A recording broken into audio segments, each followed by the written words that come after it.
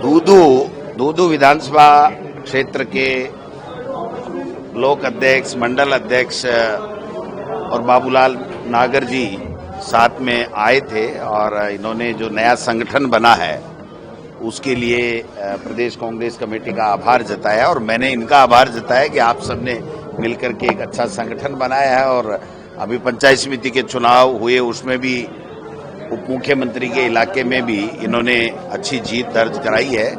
तो कार्यकर्ताओं में उत्साह था और जोश और उत्साह इनका था कि भाई हम लोग यहाँ आए और प्रदेश कांग्रेस कमेटी में अध्यक्ष से हम लोग मिले तो मेरे से मिले हैं। मैंने इनको आगाह किया है कि 1.5 साल में जिस प्रकार से जो ये राजस्थान के अंदर सरकार चल रही है, सरकार नाम की कोई चीज नहीं है। एक तरीके से राष्ट्रपति शासन जैसे होता है वैसा होता है। जनप्रतिनिधियों का, मुख्यमंत्री जी का कोई रोल सरकार में दिख नहीं रहा है और हर वर्ग त्रस्त है, परेशान है, भ्रष्टाचार का आलम है, कानून व्यवस्था नाम की कोई चीज है नहीं। किसान को समय के ऊपर फसल का समय है, उनको खाद बीज मिल नहीं रहा है। और कृषि मंत्री जी पहले कह रहे थे पूरे देश में खाद नकली मिल रही है, बीज नकली बेचे जा रहे हैं। वो भी बहुत ही गंभीर आरोप एक भारत सरकार के ऊपर भी था, डबल इंजन पे भी था, उसके ऊपर कोई संज्ञान लिया नहीं। और कल मैंने कृषि मंत्री जी का बयान सुना है, उन्होंने कहा जो नकली खाद हम लोग पकड़ रहे हैं, जो नकली बीज हम लोग पकड़ रहे हैं, FIR लॉन्च करा रहे हैं, वो सारा का सारा गुजरात से आ रहा है। तो इसका मतलब ये हुआ कि गुजरात का जो मॉडल है वो पूरे देश में लागू, और ये गुजरात का यही मॉडल है कि अफीम तस्करी, अवैध शराब, नकली खाद, ये सारा गुजरात से होते हुए पूरे देश में नेटवर्क इनका फैला हुआ है और कोई कार्रवाई हो नहीं रही है। और यहाँ राजस्थान में तो सरकार नाम की कोई चीज है ही नहीं।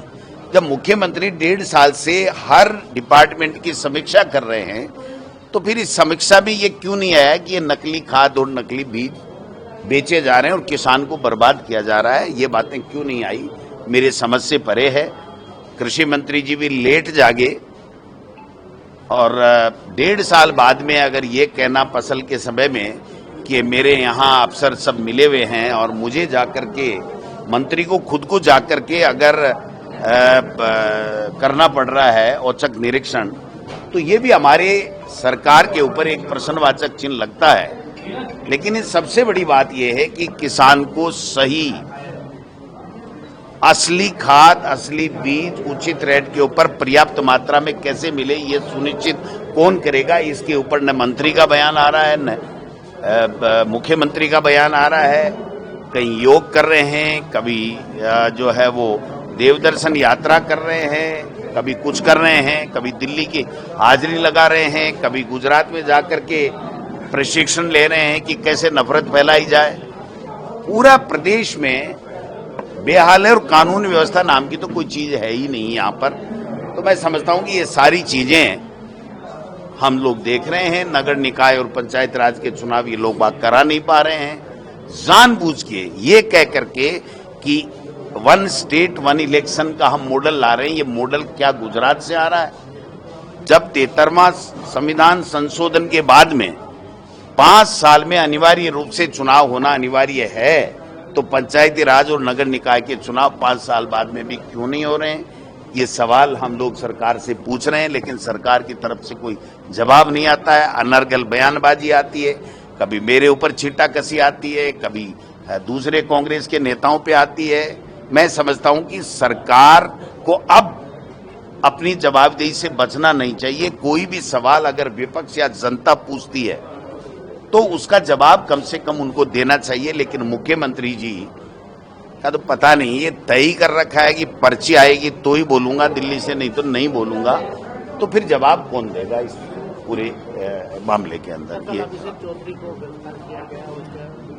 नहीं, अभिषेक चौधरी को कहा गया? देखिए, जो मामला था, मैं समझता हूं कि जिस प्रकार पुलिस ने इस मामले को जो तरीका अपनाया वो मैं उचित नहीं मानता हूं। कोई भी मामला हो, कोई भी अपराध हो, पुलिस को कार्रवाई करने का अधिकार है, लेकिन जो तरीका उन्होंने अपनाया वो वास्तव में गलत तरीका था। मैं समझता हूं कि कोई भी व्यक्ति को आंदोलन करने का अधिकार है, शांतिपूर्वक वो आंदोलन करे, ये उसके मूलभूत अधिकारों में है, उसको राइट मिला हुआ है। लेकिन दुर्भाग्य है इस सरकार में कोई जवाबदेही नाम की कोई चीज नहीं है। पता नहीं है सरकार चला कौन रहा है, ये समझ से परे की बात है।